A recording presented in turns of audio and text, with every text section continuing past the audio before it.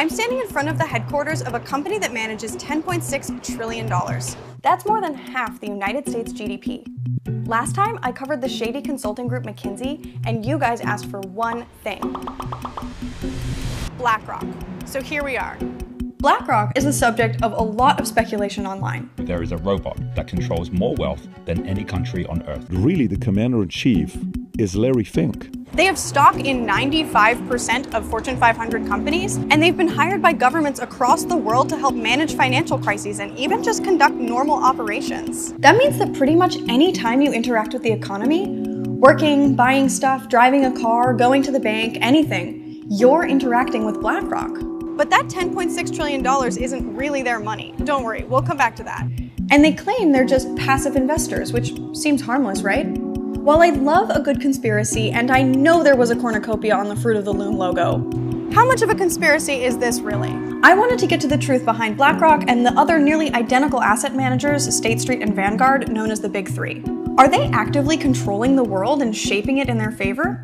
Or are they passive investors just riding the wave of American economic expansion? Stay with me. We'll get to the spooky stuff soon, but first let's talk through some finance basics that give BlackRock their power. What an asset manager actually does, the main product they provide, index funds, their favorite loophole, passivity, and their position in our economy, the not at all terrifying sounding universal ownership. BlackRock is an asset manager, and the service they offer is taking a customer's money and making more money out of it.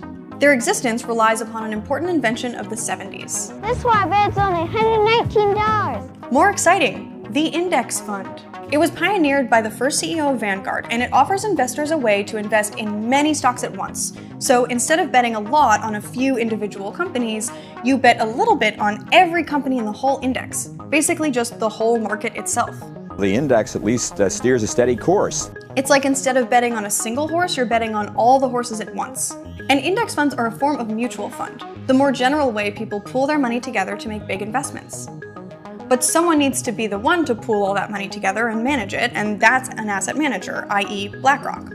Index funds and ETFs are their main products, and they're pretty similar. They're popular because they're lower risk, have more consistent returns, and are cheaper for asset managers because they don't have to pay a guy to place bets all day, which studies show they are not very good at. Just ignore the folly of short-term speculation. It's absolutely a loser's game. So if the market is up 7% today, so is your index fund. Instead of constantly buying and selling shares, which is what active investors do, BlackRock and these big asset managers buy a little bit of every company and just hold on to those shares basically indefinitely. This is called passive investing, a title that affords them a lot of legal leeway they otherwise wouldn't get. They own so much that it would be impossible for them to sell out of any one stock in one fell swoop. When you think about passive, we can't sell a company as long as they're in the index. Most of the money asset managers manage comes from institutional investors. Those are big pension funds, insurance companies, nonprofits, and university endowments. But while all the money they manage is in the hands of these big institutions, most of it actually comes from regular people. Public and private pension plans, 401k owners, college tuition, and anyone with insurance. This is your money, but it doesn't always come back to you. Nor do you get a say in the companies it gets invested in. While they want good returns on those investments, contrary to how we think about Wolf of Wall Street type investors, that's not actually their main goal. They make their profits from the fees they charge their clients, not from the returns on the money they invest. I spoke with Benjamin Braun, a professor of political economy at the London School of Economics. He's written a bunch of studies on asset managers' role in our economy and society. The fees you earn if you're BlackRock increase when the market value of the assets you manage increases. You maximize your assets under management by winning over new clients and by getting the clients that you already have to give you more money. When you have $10 trillion, you have to put them somewhere, and eventually that somewhere becomes everywhere. Universal ownership refers to holding shares in the entire universe of firms listed on the stock market. The big three asset managers, BlackRock, Vanguard, State Street, hold a sizable but still relatively small stake in all listed corporations. BlackRock is a 3 to 10% shareholder in all of these companies. This may not sound like a lot, but it's enough that selling all of it at once would likely crash that entire stock, kind of locking them into the whole not selling passive thing. 5% in any individual company is actually very significant because if an when shareholdership is dispersed, 5% makes you, in all likelihood, the single largest shareholder in that company. That's why, for example, in a lot of academic studies, 5% is taken as a threshold for control. There's almost no difference between Vanguard, BlackRock, State Street, and even a bunch of other asset managers in terms of their business model. So then you can start and wonder, okay, so if the big three together hold 25% of the shares in any individual company, then you're definitely above the threshold. Let's zoom in on Amazon. The big three own 16% of all outstanding Amazon shares. Jeff Bezos only owns 9%. In theory, universal owners should have an interest in maximizing profits in the long term across the entire economy. And that is not how they operate in practice. The amount of stock you have determines the number of votes you get. BlackRock is almost always in the top 3, maybe 5 if they're feeling broke. So that is a lot of votes. And let's not forget, it's not BlackRock's money that's invested. It's your dad's pension fund and your insurer's massive pile of savings. It sounds crazy, but when you put your money in a pension fund, you sign away your voting rights to the pension fund manager. And then when the pension fund manager puts all their pension funds under an asset manager's control, they sign away all those votes to the asset manager. Kind of pyramid scheme vibes. And how do they actually use those votes? A 2017 study found that asset managers almost always voted with what the company executives recommended. And why are they always voting with company management? Back in the 80s, company managers used to spend company money on company things, like corporate jets, fancy offices, or occasionally paying their employees. And this made the investors sad because they wanted those profits. So they started offering company managers, in addition to bonuses and benefits, stock options. Executives' total pay was now forever tied to how much the company made. They can push managers, corporate managers, to act more in the interest of shareholders, meaning in the interest of corporate profits, and do more to maximize corporate profits. This funnels money back to investors who now include management and away from any hope of making companies work better or including employees in the profits that their labor created. Back in the day, like my grandparents' day, more regular people had stocks, and the idea was that every shareholder could vote on things like board elections, mergers and acquisitions, executive compensation, and once in a while, wages. Sort of like democracy for people with disposable income. Government is the people's business, and every man, woman, and child becomes a shareholder with the first penny of tax paid. In 1945, 94% of stocks were owned by households, but that's not really how it works anymore. Today, households have more like 40% of the stock market, and about half of that belongs to the top 10%. Okay,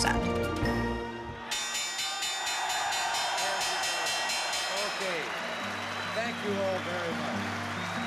Thank you. Today, the top 1% own 50% of corporate equity and mutual fund shares, while the top 10% own 86%. Did you think this yellow part was everyone else? Nope.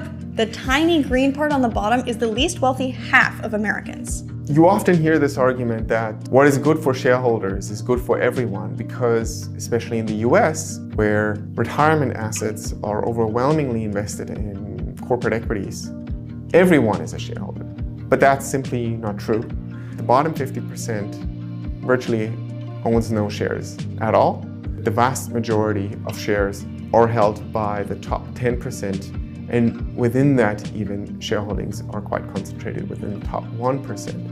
And while the strategies corporations choose because asset managers vote for them affect everyone, they only benefit half the population even a little bit and frequently hurt the other half, those without any shares at all. Take the example of worker pay. BlackRock and other asset managers play a huge part in wage stagnation. If you're a corporation, you can increase profits only in so many ways, and you can always, in the short term, increase returns to shareholders by squeezing workers. So this kind of uber monopolization really hurts working people, consumers, and even small businesses. And this is where it gets interesting. There's evidence that this type of universal ownership is in part responsible for why everything is so expensive these days. For example, they have significant stakes in Nike, Adidas, Lululemon, and Under Armour. If one outperforms the other, it's the same from BlackRock's point of view, and sometimes it can even lose investors' money altogether if companies were to start lowering prices to compete. That's the universal ownership logic in action, but it's also an anti-competitive logic in action. The fact that all 5 airlines, all the major banks, for example, in the US have the same large shareholders creates a danger and a risk that these corporations will not engage in competition in the same way they would if they each had different shareholders. Because in that world, each shareholder would root for their company and would hope to outperform the market by the company they waged a bet on. It's sort of like a neo-monopoly where companies don't even have to merge and buy each other anymore because they all send profits to the same guys no matter what. And their large stakes in basically every company affords them friends in high places. From just 2014 to 2015, BlackRock performed over 1,500 private engagements with the companies held in their portfolio. BlackRock reportedly believes that meetings behind closed doors can go further than votes against management, and they typically give management a year before voting against them. They also have a lot of friends in the government. There's a sort of revolving door between BlackRock, the government, and the international bodies that create monetary policy. Things like the US Treasury, Federal Reserve, the central banks of Canada, some European countries, and Sweden, as well as the International Monetary Fund and the World Economic Forum. Since 2004, BlackRock has hired at least 84 former government officials, regulators, and central bankers worldwide. The intersection of politics and business has never been more ongoing. Larry Fink himself is on the board of the WEF and even tried to get himself selected as Hillary Clinton's Treasury Secretary in 2016. And in 2008, they got themselves a pretty sweet deal. Traders saying this is the craziest day they have ever seen in these markets. Veteran traders saying they've never seen anything like it. In the aftermath, the government created the Financial Stability Oversight Council to oversee entities like BlackRock that control a lot of money but aren't banks. The FSOC pointed to BlackRock as an organization that's so big that its failure could cause another collapse, and tried to put additional oversight on them. But BlackRock doubled their political lobbying spending, including running a super targeted ad campaign on the DC Metro, and managed to dodge the oversight that other large financial institutions receive. And let's come back to that loophole they like to call passivity. The people who decide if they're passive enough to continue not to be overseen by the government is BlackRock themselves. Basically, BlackRock and other asset managers have to submit annual letters to self-certify that they've been compliant with the terms of passive investment. That's like being allowed to write whatever you want on your taxes and then audit yourself. Except if you also had $10 trillion, which, unless you're watching this and you're literally Larry Fink, hey bestie, I'm gonna safely assume you don't. The part that really blows my mind is that while this one company already has their eggs in basically every basket and is making money off seemingly everyone, it goes even deeper than that. The biggest investors in BlackRock are Vanguard and State Street. And the biggest investors in Vanguard are BlackRock and State Street. And the biggest investors in State Street are, you guessed it, BlackRock and Vanguard. Asset managers are the shareholders of asset managers. And this is true for all financial firms, and not only, in fact, for stock market listed firms, but private equity firms buying up private insurers. So the financial sector effectively owns itself. The biggest companies that they own them back, creating this loop that sucks money in and never seems to spit it back out. They play all sides of the game because at a certain point, you can't lose when you play against yourself. So going back to our original questions, does BlackRock own everything? No. But do they control everything? Kinda. They profit off of every bit of your life while controlling just the minimum amount they need to make sure they can continue profiting off of every bit of your life. And they get paid by teachers' retirement funds to do it. And they get away with this by constantly exchanging money for power and utilizing legal loopholes. It's worth being pedantic here for a second. They don't own everything. They own shares in everything, which gives them an outsized amount of control. So while they're not necessarily the ones making all the nitty-gritty decisions in every company, it is their influence and this giant structure of universal ownership that continues to make their pie bigger and ours smaller.